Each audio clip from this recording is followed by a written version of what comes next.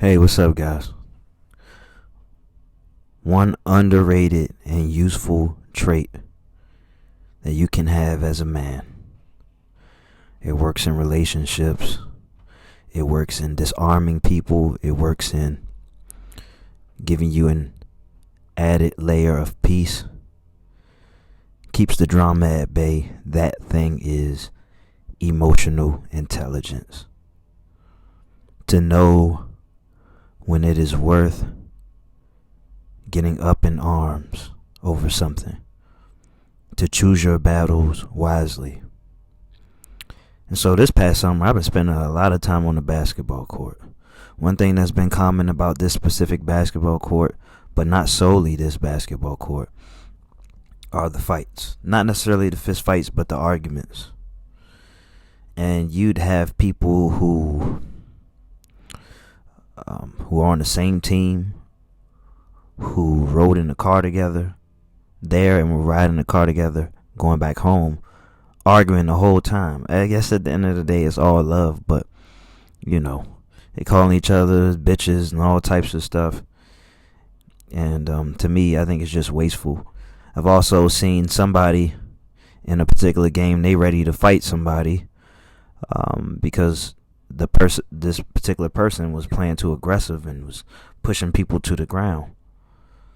And so it was just interesting to see the energy of how these people were about to fight somebody. I mean, they had a reason to be up in arms, but I'm just going to tell you about like emotional intelligence. So I come in afterwards, the next game against, these guys who won. And, I'm just like, man, let me know if I'm doing too much or whatever. It's because it's a matter of respect, because that's what it's all about in the end. No, we're not going to the NBA. And we can't have this experience without people to play against. So, you just want to respect your opponent or whatever. But, and where I am is a bunch of black people. So it's like, man, we should get along. You know what I mean? And so I just come with a level of respect. And at the end of the game, they show respect to me. And then that's what I do. I always lead with respect. I don't blur the lines. I don't really talk shit about people. I don't do a lot of jawing or anything like that. And as a result, my experiences are different. I see people be barking at each other all the time. And then, it's fine. It's just not worth it to me. And it's still a work in progress, but, very true to my nature, very true to who I am. It takes all those frustrations to get me to the point where I can take a step back from certain things. Just like yesterday, I put out the video where I was saying, don't tell people, your next move, because it's just an opening for an added layer of criticism, stress, all that stuff, which isn't necessary. So I take a lot of the dialogue out of my day-to-day life, a lot of unnecessary dialogue. I play basketball. I'm not doing too much. I'm not doing any arguing. I'm here to play. I'm showing respect. If I bump into somebody, I'm apologizing. I'm making sure they're all right. And I have, I have no problems. And it works both ways. And, make great connections with these people. And, as I was saying, as a work in progress, I struggle sometimes with my child's mother, but I'm actually getting a lot better.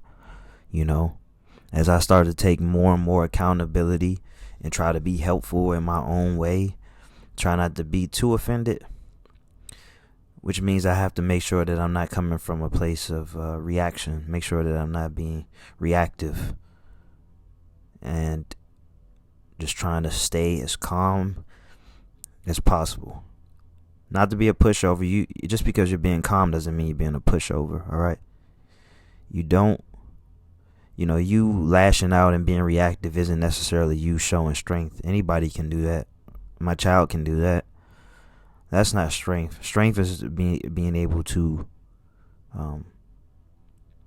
control your temper, control your emotions, to be able to say exactly what you need to say in any particular moment because you have a clearer mind.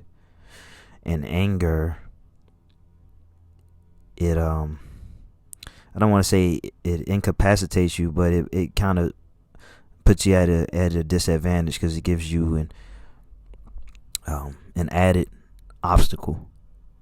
So now you're flustered and you're moving too fast. You're all over the place. You say things you didn't necessarily mean to say, but you can't take it back because you didn't said it. So it's good to be composed. Don't want to lose your composure. So let's see. As we're speaking about emotional intelligence, focus on being more diplomatic, trying to see it from both sides, all angles, what have you.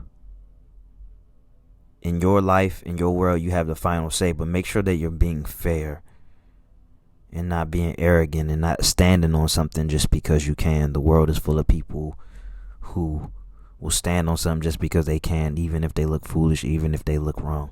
Sometimes it's worth looking foolish, but not if you're disregarding the many layers and facets of any particular dialogue, conversation, scenarios, any confrontations is what I meant. So always do your best to be fair, be truthful, be respectful, and that's how you sleep at night. It's not always going to work your way, but at the end of the day, you have more control, especially if you can maintain your emotional intelligence and you just don't snap at the drop of a dime. So instead of, because it used to be for me, people would say something that I don't like, and that instantly be a problem, and I get straight to that anger. And for a lot of people, it's like that. But now it's just kind of me questioning why someone would say something like that, and me just trying to be, objective and, like I said, diplomatic, and ensuring that I can get the best possible outcome, because I don't like having all that added layer of stress on my shoulders. There's too much I already have to navigate through. Which is why I spend a lot of time alone anyway. I think better alone, and I really get to put things into perspective and then put them into play in real time. So keep that in mind. You want to make it as a man, you have to work on your emotional intelligence. There's a lot of men who made terrible mistakes because they couldn't get a grasp on their emotions, and they killed their child's mother.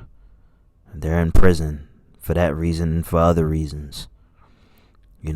They put pride above their emotional intelligence, and you will fail if you do that. I wish I would have said that earlier, but I'm speaking candidly. But anyway, thank you.